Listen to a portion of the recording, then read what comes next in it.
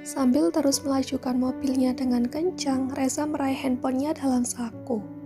"Dek, carikan nomor handphone Kak Leo," ucap Reza sambil memberikan handphonenya pada Cinta. "Mas, ini darurat dek, cepat." Cinta menuruti perintah Reza. Dor, satu tembakan kembali terdengar, tapi untung saja tak kena. Cinta meloudspeaker handphone Reza saat telah tersambung. "Kenapa Reza telepon malam begini?" tanya Leo yang masih berbaring. "Aku diserang begal Kak, tolong aku." "Dor, di mana Reza?" tanya Leo setelah mendengar suara tembakan. "Daerah veteran. Aku dari rumah Cinta mau ke rumah sakit." Dia mules. "Tolong teleponkan ambulans sekalian," pekik Reza. "Aduh mas, ya Allah, Allahu Akbar," lirik Cinta sambil menangis ketakutan saat dia merasakan cairan mulai merembes. "Oke, usahakan terus ngebut." Leo langsung menelepon 2 pos polisi yang terdekat dari daerah veteran. Polisi patroli malam langsung bergerak. Leo juga menelepon rumah sakit Cinta Sehat untuk mengirim ambulan beserta bidan ke sana. 2 bidan dan 2 perawat langsung berangkat. Juna, kenapa lama sekali?" gumam Reza. "Dor." "Sit." Suara mobil berdejit keras karena ban mobilnya tertembak. Reza berusaha sekuat tenaga mengendalikan mobil yang bergerak ugal-ugalan. "Ya Allah ya Robbi," gumam Reza. Reza menoleh pada Cinta yang menutup matanya dengan kedua tangan memegang perutnya. Untung saja Cinta memakai sabuk pengaman hingga tubuhnya tak terpental. "Mas Reza." Reza terus memaksa mobil itu untuk terus bergerak. Tak mau dia menyerah begitu saja. Reza seorang ayah yang harus melindungi istri dan anaknya. Kedua motor itu dengan cepat mampu menyalip laju mobil. 2 motor itu mengapit kiri dan kanan. 2 orang di boncengan menodongkan pistol ke arah Reza dan Cinta. Dor, dor, dor. Dari tempat yang tak begitu jauh, Juna memberikan tembakan secara bertubi-tubi. Dor, dor, dor. Juna terus memberikan penyerangan agar konsentrasi para penjahat itu pecah. Satu penjahat yang duduk di depan meringis saat lengannya tertembak. Motor yang dikemudikannya spontan terbalik karena saat tertembak tangannya spontan terlepas. Reza mengambil kesempatan itu untuk tetap maju. Dejitan bemper ban mobil yang bergesekan dengan aspal terdengar mengerikan. Percikan api kecil terlihat menandakan gesekan yang begitu hebat. Dor, dor, dor. Juna terus menghujani para penjahat itu. Kedua penjahat yang terbalik itu langsung berdiri kembali. Mereka memberikan perlawanan pada Juna. Untuk menghindari tembakan, Juna melaju zigzag. "Cepat tembak targetnya, lalu kita pergi," pekik satu penjahat yang ada di sisi Cinta. Reza secara tiba-tiba membelokkan mobilnya, hingga bodi sisi mobilnya mendorong motor penjahat itu terjatuh. Dor, dor, kaca belakang mobil Cinta pecah. Namun Juna sudah sangat dekat. Penjahat itu memilih untuk berbalik. Juna melewati Reza. Dia ingin mengejar penjahat itu. Di kejauhan dari arah rumah Cinta terlihat beberapa motor patroli mendekat.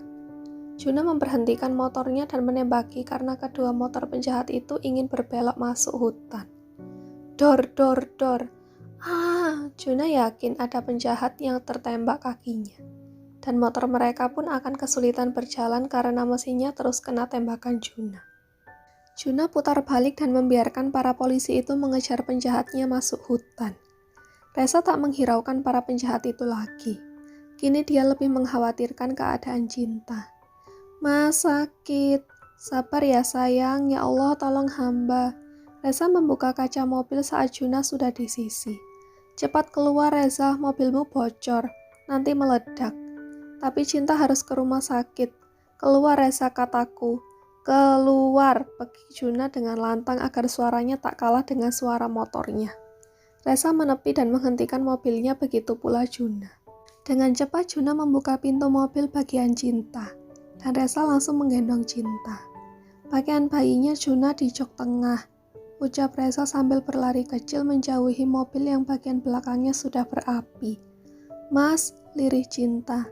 "Sabar dek, semoga sebentar lagi ada mobil lewat." Juna dengan cepat berlari saat api semakin besar. Boom! Reza menutupi wajah Cinta dengan tubuhnya.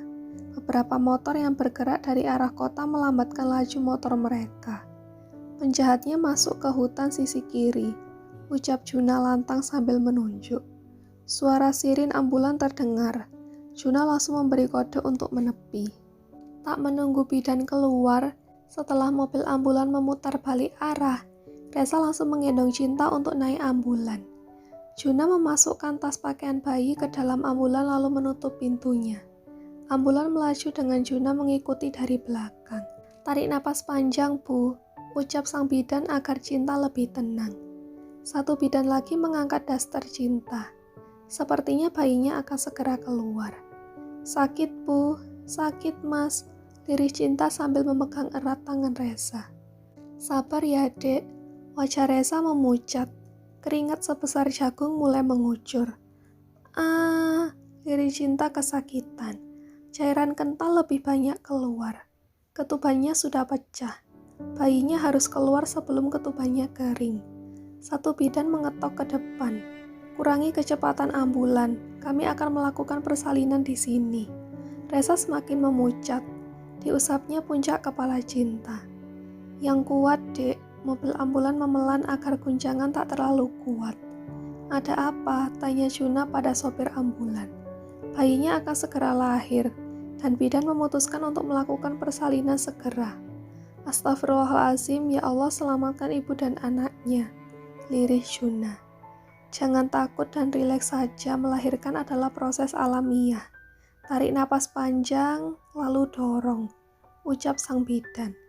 Cinta menarik napas panjang, begitu pula Reza. Lalu dengan tenaga yang tersisa. Bismillah, lirih Cinta lalu mendorong. Dorongan pertama gagal. Coba sekali lagi, Bu, ucap sang bidan.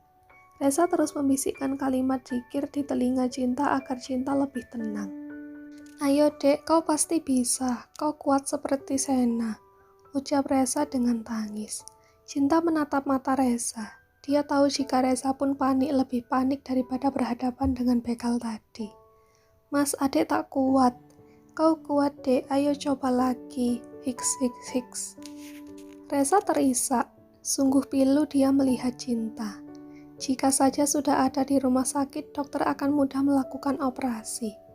Ayo tarik napas, ucap sang bidan sebelum Cinta tak sadarkan diri dan cairan ketuban mengering. Cinta menarik napas panjang. Bismillah, lirih Cinta dan Reza bersamaan. Dorongan kedua gagal. Ayo, Dek, gumam Reza menepuk pipi Cinta pelan. Kau pasti bisa. Mata Cinta mulai tertutup lemah. Dek, bangun, Dek, bangun. Reza mengunjang tubuh Cinta pelan. Ambulan memasuki rumah sakit Cinta sehat. Maafkan Adek, Mas. Asyhadu alla ilaha illallah wa asyhadu anna Muhammadar Rasulullah. Dek, jangan, Dek. Bidan langsung menyelimuti tubuh Cinta dan perawat membuka pintu ambulan. Juna ikut membantu perawat menarik berangkar dari dalam ambulan. Lakukan RGP, pekik bidan. Satu perawat langsung membuka jalan napas Cinta dan satu lagi memompa sambil berjalan di sisi berangkar yang didorong menuju ruang operasi. Minggir, ucap Juna karena melihat perawat melakukan pompa jantung Cinta begitu lemah. Juna menggantikan perawat itu melakukan kompresi. Perawat yang sudah mengenal Juna itu segera menyingkir. Juna melakukan 30 kompresi, dan perawat wanita menghembuskan 2 kali napas bantuan. Dek, hiks, hiks. Reza terus memanggil-manggil nama Cinta, karena Cinta belum bernafas juga setelah diberi napas bantuan. Beberapa dokter jaga langsung berlarian mendahului ke kamar operasi. Silakan Pak Juna tunggu di luar, ucap satu perawat. Juna mendesah pilu di depan pintu ruang operasi. Diteleponnya Rifat agar segera datang. Juna tak mau ketua geng Teletubbies dan juga direktur rumah sakit itu marah karena tak dikabari. Langkah derap kaki mendekat. Juna menatap keluarga Cinta datang dengan panik. Mereka pasti sudah melihat mobil Cinta yang terbakar di jalan. Bagaimana keadaan Cinta, Nak Juna? Tanya Pak Herman. Dokter sedang menanganinya, ucap Juna agar Pak Herman tenang. Tak lama keluarga Abelano, Rifat, dan Rania pun datang. Para dokter langsung menangani Cinta. Kap oksigen mode tembak ditempelkan di hidung Cinta untuk merangsang agar dia bernapas kembali. Tuh, suara monitor pasien terdengar melengking menandakan nyawa telah hilang dari raga. Mereka tak punya banyak waktu. Bayi itu harus segera dikeluarkan. Reza terisak di sisi kepala Cinta. Hingga suara tangis bayi terdengar. Reza masih terus menangis. Maafkan kami Pak Reza, kami tak bisa membantu istri Bapak. Reza menciumi wajah Cinta. Wajah yang pucat dan pias itu terlihat kaku, tapi terlihat cantik dengan seulas senyum tipis. Pergilah dek, surga menunggumu. Reza masih duduk membeku di sisi gundukan tanah yang penuh dengan taburan bunga. Sunyi sepi mengerayangi hati yang kian remuk. Baru saja Reza merasakan indahnya berumah tangga. Baru saja Reza menatap mimpi indah bersama Cinta, namun semuanya kini kian lebur, terpukul jatuh oleh takdir kehidupan. Kehilangan Cinta menorehkan luka. Entah kapan luka yang terus berdarah itu bisa mengering. Tangan Reza terus mengusap papan nisan yang bertuliskan Cinta Artanida Arianto.